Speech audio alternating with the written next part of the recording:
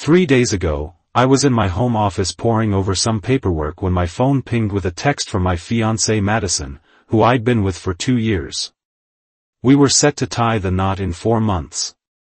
The message read, "Girl, he's totally oblivious. Jenna, in just a few days, I'll convince him to add my name to the house deed. After the wedding, I'll have control over everything.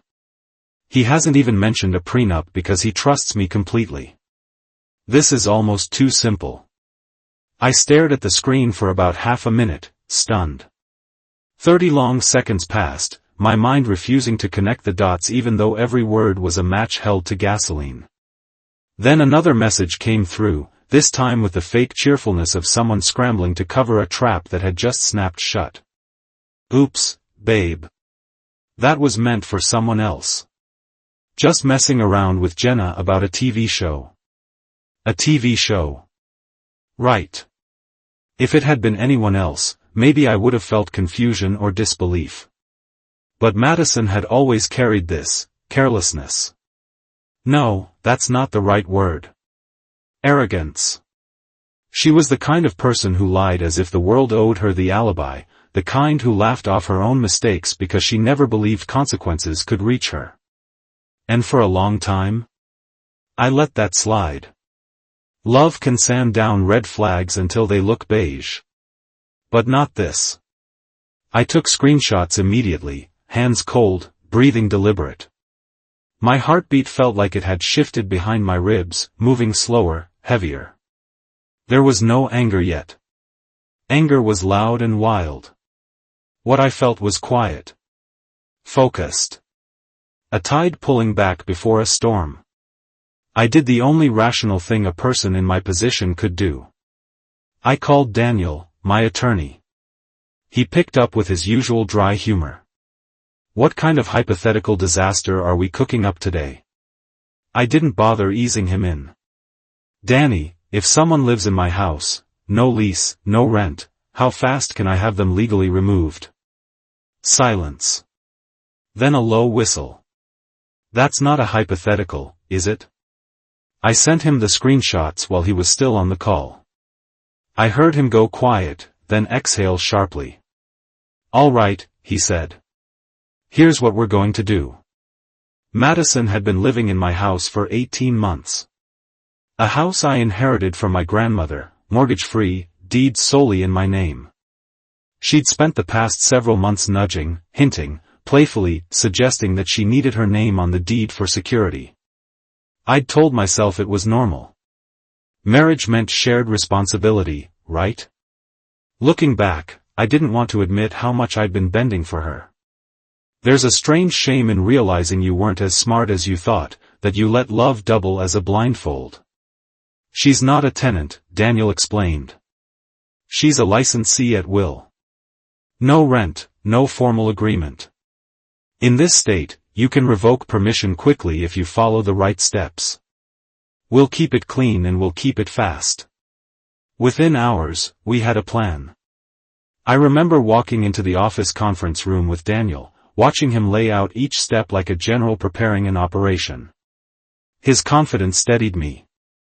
It was surreal, this sudden shift from engagement rings and wedding invitations to legal strategies and emergency exit plans. That night, when I returned home, the familiarity of everything felt wrong. The warm lighting. The scent of her vanilla candles. The way she looked up from the couch, smiling like she wasn't plotting to hollow me out financially. "Hey honey," she said, patting the spot next to her. "How was your day?" I sat beside her, careful to keep my body relaxed, my voice even. "Pretty productive." She laced her fingers with mine, her thumb brushing my knuckles in slow, rhythmic strokes. I'd always liked that. It used to make me feel grounded. Now it felt rehearsed, an actress slipping into a role. "So," she said lightly, "with the wedding coming up, maybe we should think about putting my name on the house. Just for security, you know? What if something happens to you?" There it was. The script she thought she'd perfected. "Yeah," I answered, nodding as if the idea had just occurred to me. "Maybe. I'll think it over. She beamed, practically glowing. I couldn't help wondering how many times she'd practiced that expression in the mirror, wondering how much of our life together had been calculated the same way. She talked about dress shopping that weekend with Jenna. Asked if I was okay with it. I told her yes. That night, I slept in the guest room, claiming I felt a cold coming on. She didn't question it. Why would she? She thought she'd already won. The next morning, I left before she woke, supposedly for an early meeting. Instead, I met Daniel. What followed was a blur of precision. 10 a.m., I went to the bank as the sole owner of our joint accounts. I transferred everything out and closed the old accounts. 12 p.m., a locksmith replaced every lock on the property. 12:30 p.m., a legally airtight eviction notice went up on the front door. Daniel had worded it with surgical care, no wiggle room, no technical loopholes. 1 p.m., movers, arranged by Daniel, paid by me, began packing every item that belonged to Madison. It took 3 hours. I paid for a storage unit for 1 month. More than required, but I didn't want to be cruel. 4 p.m., my house was quiet again. Still. Heavy. Like it had been holding its breath for months. I waited. At 5:47 p.m., my phone buzzed. "Babe, the door won't open. Is the lock jammed?" I responded, "Check the notice." 3 minutes of silence.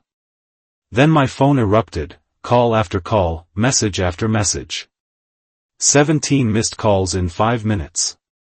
I let everyone go unanswered. When she finally texted, her tone shifted, fear, outrage, desperation tangled together. "Ethan, what is this? An eviction notice? Are you out of your mind?" I replied calmly, "Your belongings are in a storage unit on Oak Street, Unit 47. First month is paid. Your car keys are in the lockbox by the garage. Code 4567. Her response came fast, frantic. "Ethan, please. Whatever you think is going on, we can talk. You can't kick me out. I live here." "No," I typed back. "You stayed here. There's a difference. Daniel says communication goes through him now. His number is on the notice." Then I blocked her. The doorbell camera captured everything that happened next, the panic, the outrage, the confusion, the calls to Jenna, the failed attempt to break in through the back. The alarm scared her off, but she stayed on the front steps, crying, yelling, calling everyone she knew, spinning different stories with each call. But the moment that stuck with me was when she called Jenna on speakerphone. "He knows," Madison sobbed. "I don't know how, but he knows." And Jenna, cold, unimpressed, answered, "I told you not to text about it, Maddie. God, how could you be that cocky? You screwed yourself." It wasn't remorse. It wasn't fear. It was annoyance that Madison had failed her own scheme. And then, "Is your name on anything?" "No," Madison whispered, "I was going to handle that this week." "Then you're done. Call Tyler." A new name. A new puzzle piece. And the slow realization that this story was much, much bigger than I ever imagined. You'd think the hard part would be changing the locks. It wasn't. The hard part was what came after. In the days following the eviction, the house felt unnaturally quiet, like the silence itself was suspicious. No clacking of her laptop keys in the living room, no reality TV echoing down the hallway, no trail of half-finished iced coffees abandoned on random surfaces. Just stillness. It had been a week. I'd gone back to some kind of routine, wake up, make coffee, check my phone for the inevitable drama, then get ready for work. Every morning, there were messages from unknown numbers, attempts to contact me through alternate accounts, mutual acquaintances reaching out with vague, "Hey, man, can we talk? I've been hearing some stuff." I ignored them all. Daniel's voice stayed at the front of my mind, no direct contact. Everything goes through me. She'll test your boundaries. Don't let her. I thought I was prepared. I wasn't. The first time I saw her again wasn't at the house. It was at my workplace. I was returning from lunch when I noticed security huddled near the entrance, faces tight, voices low. One of the guards saw me and gave me that look, half relief, half warning. "Ethan," he said, someone's here for you." I followed his gaze and there she was. Madison, sitting in one of the lobby chairs, mascara streaked, hair slightly disheveled like she'd been tugging at it all morning. She looked smaller somehow, but her eyes? They were still sharp. Calculating even through the tears. "Ethan," she cried, jumping to her feet the moment she saw me. Her voice echoed across the marble and glass. People turned to look. "Please, can we just talk?" Every instinct in me wanted to shut down, to turn around and walk right back out. But I also knew this scene wasn't just about me anymore. It was about my job, my reputation. The company didn't sign up for this. "Ma'am," one of the guards said firmly, "you need to keep your voice down." She ignored him. Of course she did. "Ethan, I have nowhere to go," she sobbed, stepping toward me until the security guard subtly moved between us. "You locked me out of my home. You changed the locks while I was at work. I don't understand what I did. How could you do this to me after everything?" She said it loudly. Clearly. Intentionally. I recognized the performance now for what it was: crafted, practiced, weaponized vulnerability. My boss, Michael, appeared from the hallway, his expression somewhere between worried and annoyed. His eyes flicked from Madison to me. "Ethan," he said quietly, "what exactly is going on here?" I felt eyes on me from every angle. Coworkers pretending not to stare but staring anyway. Without a word, I pulled out my phone, opened the screenshots of Madison's texts, and handed it to him. He scrolled once, twice, then exhaled slowly. "Jesus," he muttered. Madison saw his expression shift and her tears faltered. "This is out of context," she insisted, voice edging toward panic. "He's twisting things. It was a joke. We were talking about a show." Michael held up a hand. "Ma'am, I need you to leave the premises. This is private property. If you don't leave, we'll have to involve the police." Her face crumpled. "Ethan, please," she whispered, switching tactics again. "You know me. You know I wouldn't. You can't just throw me away like I'm nothing." I looked at her for a long moment. And the painful part? A small, stubborn part of me did remember the good moments, the late-night talks, the quiet mornings, the way she twisted her hair when she was nervous. For a second, I almost questioned everything. Then I heard her own words replay in my head: "Girl, he's totally oblivious. After the wedding, I'll have control over everything. This is almost too simple." I nodded to security. They escorted her out while she kept turning her head back toward me like I was the one betraying her. Michael handed my phone back, eyebrows raised. "You need time," he asked. "To deal with this?" I shrugged weakly. "Maybe. I honestly don't even know what dealing with this looks like yet." He gave a low whistle. "Take what you need, within reason. That's a mess. And for what it's worth," he tapped the phone lightly, "you did the right thing." I wish his validation had felt better. Instead, it just made everything feel more real. The next wave hit online. Apparently, Madison decided if she couldn't control the house, she'd try to control the narrative. One night, I opened my socials and found my name plastered across her posts like a headline of a scandal I hadn't volunteered for. She wrote long, emotional paragraphs on every platform she could still access. After 2 beautiful years together, my fiancé snapped and kicked me out for no reason. I'm homeless now. I don't know what I did wrong. Please pray for me. Photos of us smiling together were attached, like evidence. Her friends flooded the comments. What the hell? He always seemed controlling. You can stay with me, girl. Men are trash. Some of them messaged me directly, accusing, demanding explanations, calling me heartless and abusive. I didn't respond. Partly because Daniel had told me not to. Partly because I didn't trust myself to stay calm. But there's a limit to how much you can watch your life be rewritten before you decide to fight back. So I stopped scrolling. I went to my photo gallery. I pulled up the screenshots again. Then I posted them. No dramatic caption, no rant. Just, context matters. And then the images of her messages, in her own words. Within minutes, the tone online shifted from outrage to stunned silence. Some of her friends vanished from the comments entirely. Others tried to pivot. This must be a joke. You guys were probably role-playing or something. This is private, you shouldn't post this. A few, though, didn't bother defending her. Madison, seriously? You said you loved him. This isn't a misunderstanding.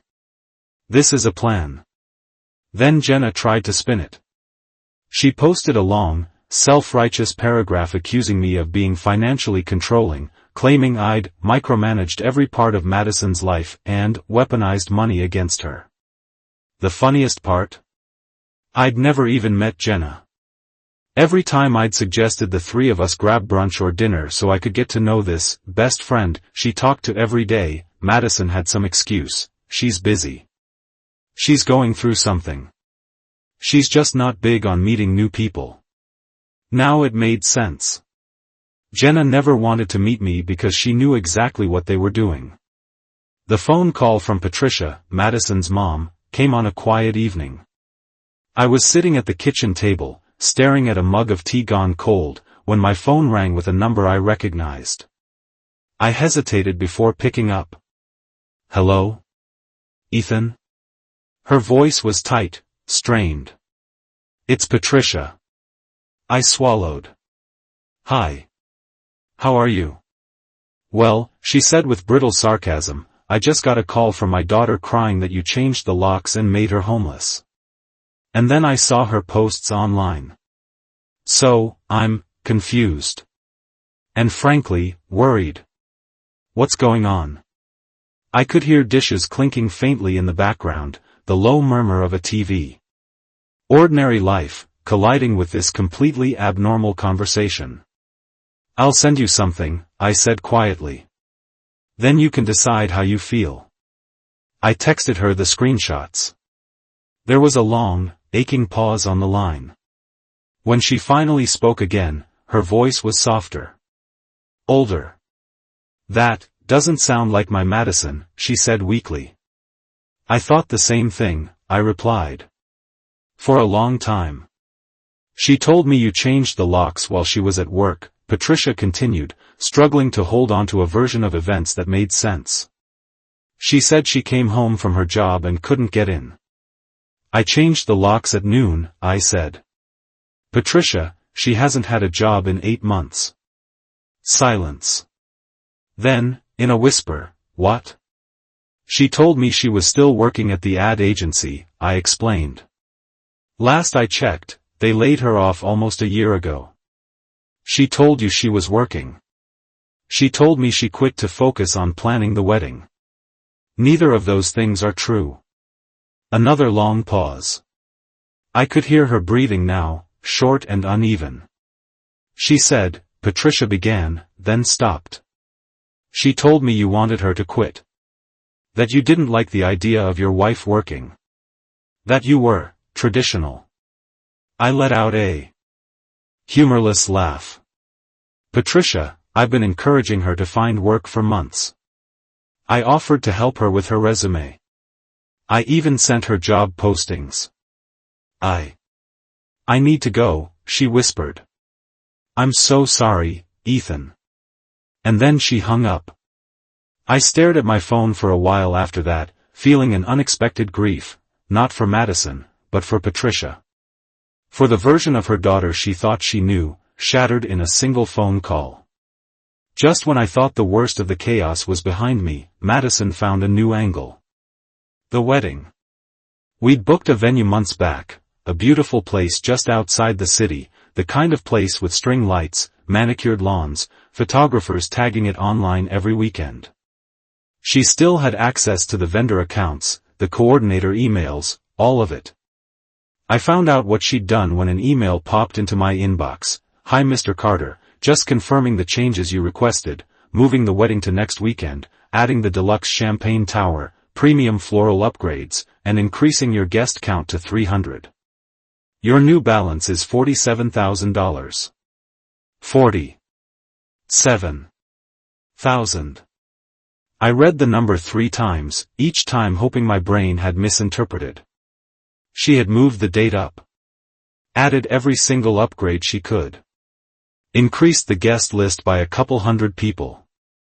It was like she'd sat down and asked herself, what is the most financially destructive combination of options available, and then clicked all of them. I called the venue immediately. The coordinator picked up, her tone polite but weary, the kind of voice that suggested she dealt with stressed-out couples on a daily basis. "Hi, this is Ethan Carter," I said. "I just received an email about some changes to my wedding reservation." "Yes, Mr. Carter," she replied. "We processed the updates your fiancée requested this morning." "She's not my fiancée anymore," I said flatly. "The wedding is off." A pause. Then, more carefully, "I'm very sorry to hear that, but according to your contract, changes or cancellations require consent from both parties listed on the agreement." Of course. I could practically hear Madison's laugh in my head. "What if," I said slowly, "my attorney sends a formal cease and desist, along with documentation proving that my ex is attempting to use these accounts to commit fraud? Would that give your legal team enough reason to freeze or reverse the changes?" There was a longer silence this time. "What kind of documentation?" she asked. "Screenshots of her admitting to planning to take control of my house and assets," I replied, glancing at my laptop. "An eviction notice. A copy of the report we filed when she tried to manipulate our accounts. My lawyer's letter outlining potential wire fraud if you allow unauthorized charges. Please have your attorney send all of that to our legal department," she said quietly. "We'll review it as soon as possible." Daniel worked fast. Within the hour, the venue had a package in their inbox. By late afternoon, their legal team called back, not me, but Daniel. He forwarded the summary later. The wedding was cancelled. My deposit refunded. Madison was flagged and banned from booking anything with them in the future. Part of me wanted to feel victorious. Instead, I just felt exhausted. There's something deeply tiring about watching someone burn every bridge on their way out of your life, especially when they keep trying to use your credit to buy the matches. The final straw, the one that turned this from a messy breakup into something darker, came late one night around 11. My phone rang from an unknown number. For a moment, I considered ignoring it. But something in my gut told me to pick up. "Hello?" "Don't hang up," Madison's voice said calmly. No tears this time. No tremor. Just cold, flat control. "I can make this worth your while." I almost laughed. "I'm hanging up." "You won't," she replied smoothly. "Not if you're smart." Her tone was wrong.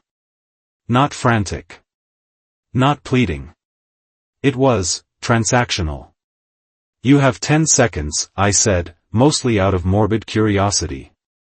"I know about your crypto wallet," she said. My stomach dropped. I had mentioned it once, maybe twice in passing, an early investment I'd made years back, more out of curiosity than anything. It wasn't enough to retire on, but it was a solid amount. I never gave her access, never shared passwords, never logged in on shared devices. "You and Tyler have been talking," I said slowly. "Oh, more than talking," she replied. Tyler's good with tech. Really good. You'd be surprised what he can do with a little information. The air felt heavier suddenly, like the room had shrunk. Are you threatening me? I asked. I'm negotiating, she said. Give me $50,000, and I disappear. No drama. No lawyers. No endless back and forth. Just clean closure. Otherwise, things might get messy. Financially. Legally. Publicly. You get it. My thumb tapped the screen of my phone, almost on instinct, starting the call recording app Daniel had made me install. Madison, I said, my voice very calm, are you trying to extort me? She laughed, low and ugly. Extortion? No. I'm giving you an option. You pay less now, or you pay a lot more later. Think about the legal fees alone. Court costs. Time off work. Stress. 50 grand and you're free. Counter offer, I said. Go to hell. I hung up. My hands shook for a moment, not from fear, but from the sharp, electric clarity that comes when someone finally crosses a line you can't ever pretend doesn't exist.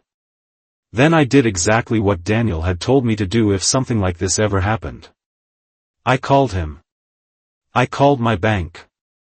I called the crypto exchange. We locked everything down. New passwords. Two-factor authentication everywhere. Security alerts on every account. When I woke up the next morning, my notifications were flooded, dozens of failed login attempts, warnings about someone trying to access my accounts from multiple locations. She'd tried. She'd really tried. The audacity would have been impressive if it weren't aimed squarely at my life. I sent Daniel the recording. He listened, then let out a delighted, disbelieving laugh. She just handed us a felony on a silver platter, he said. Extortion, attempted access to financial accounts, conspiracy with Tyler. We're taking this to the police. That afternoon, we filed a report with the cyber crime unit. They were very, very interested, especially when Tyler's digital footprint started showing up attached to Madison's little scheme. And in that moment, sitting across from those detectives, explaining how a woman I'd planned to marry ended up trying to hack my accounts with her ex, I realized something. This wasn't just a breakup. This wasn't just a bad relationship. This was a full-blown criminal story. And we were only in the middle of it. I thought the storm had already peaked. I didn't realize I was still standing in the eye of it. 2 weeks passed after the extortion call, 2 weeks of paperwork, police interviews, and a bruised sort of calm settling over my life. Not peace. Peace is something you earn. This was more like the eerie quiet after an explosion, when dust hangs thick in the air and your ears still ring. Then Daniel called on a Tuesday morning. He didn't bother with greetings. Ethan, he said, voice clipped, you might want to sit down. I was already sitting. My stomach tightened anyway. They arrested Tyler. I blinked. Already? Cyber Division got enough evidence to bring him in, Daniel said. And he cracked. Fast. That surprised me less than it should have. Tyler never struck me as the type who could handle pressure.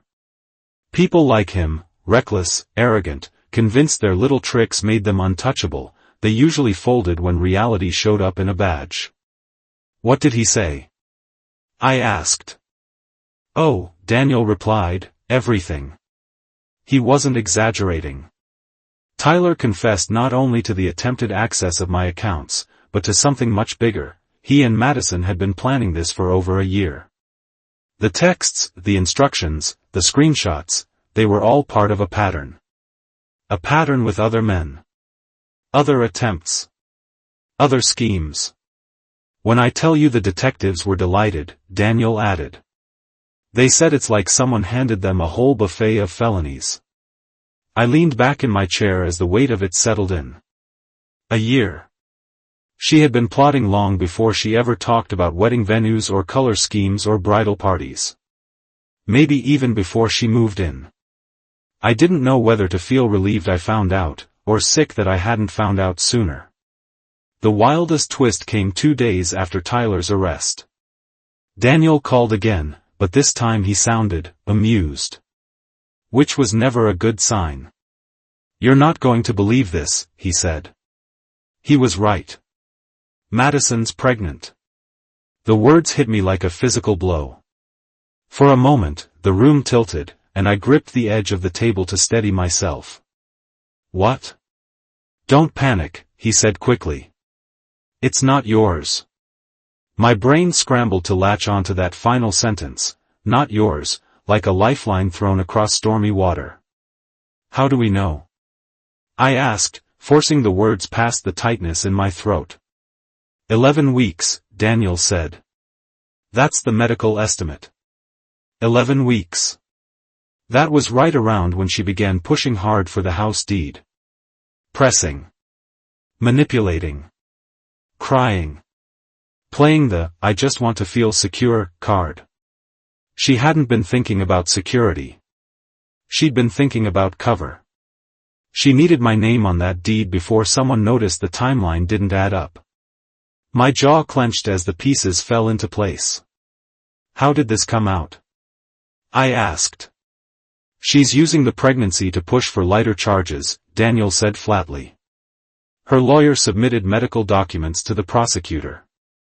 Of course. Even facing criminal charges, she was still playing angles. Still trying to leverage whatever she could. "And Tyler?" I asked. "In federal custody," Daniel replied. "But here's the fun part, he's facing 5 to 10 years for cyber crimes. So no, he can't exactly support her right now." A long silence stretched between us. "Ethan," Daniel said gently, "I know this is a lot. But legally? This actually helps your case. It proves there was involvement outside the relationship." I laughed softly, a dry, exhausted sound. "I guess congratulations are in order," I said. "Just not for me." The prosecutor called the next afternoon. "We're offering a plea deal," she said. "If Madison testifies against Tyler, we'll reduce her charges." "What kind of deal?" I asked warily. 2 years probation, she replied. No jail time, assuming she cooperates fully. She must shut down all online activity related to her business. And she'll be monitored. I stared at the wall. "Why so light?" "First offense," the prosecutor said. "Her pregnancy complicates sentencing. And Tyler is the bigger target. He orchestrated the cyber portion. Getting his full confession requires her testimony." It made sense legally. Emotionally, it felt like being asked to swallow gravel. "So that's it?" I said. "She just walks?" "Not exactly," she said. "There's still the civil side. And she's agreeing to settle." Daniel had already told me about this. To avoid a lengthy civil suit, one involving extortion, damages, and emotional distress, Madison's lawyer offered a settlement, $50,000 return of the engagement ring, signed admission of wrongdoing in court. It wasn't the money that mattered. It was the acknowledgement. The truth, spoken out loud, documented forever. "I'll take it," I said. Court was surreal. The room smelled faintly of old wood and paper. A judge, with tired eyes, sat on the bench. Several people waited in the gallery. And Madison, she looked nothing like the woman I once planned a future with. Her hair was tied back in a messy bun, dark circles under her eyes, clothes loose around her shoulders. She wasn't glowing or charming or composed. She looked hollow. Drained. Like the reality she'd always outrun had finally caught up and wrapped chains around her ankles. When the judge asked her to read aloud parts of her own website, lines like strategic partnerships and financial leverage in relationships, her voice trembled. Listening to her say the words she once wrote so confidently felt bizarre, like hearing a scam artist read their own obituary. Then came the part where she listed her assets: $73,000 from her coaching business, $15,000 from selling gifts I'd given her. The judge ordered the settlement to be paid from those funds, plus restitution and a $20,000 fine. She didn't look at me until the very end. When she finally did, her eyes weren't angry or vicious or manipulative. They were just empty. Patricia sat behind her, grief carved into every line of her face. When Madison was escorted out, Patricia mouthed one soft, trembling word toward me: "Sorry." I nodded. Not in forgiveness, not in blame. Just acknowledgement. Some truths weren't hers to carry alone. 3 months passed. The dust settled slowly, like a shaken snow globe finally drifting to stillness. Madison moved back in with Patricia. The pregnancy continued. Her website vanished. Court order. Tyler went to prison, 7 years. His prior offenses sealed his fate. Jenna disappeared entirely. Deleted her socials. Left the state. Probably running from her own involvement. I rebuilt my house piece by piece. New furniture. Fresh paint. Different rugs and curtains to strip the place of memories that felt tainted. And then I adopted a dog. A scruffy, lopsided mutt from a shelter. Loyal, affectionate, slightly chaotic. I named him Mark, after my lawyer. Daniel thought that was hilarious. My therapist said it was symbolic reclamation. I said it was just funny.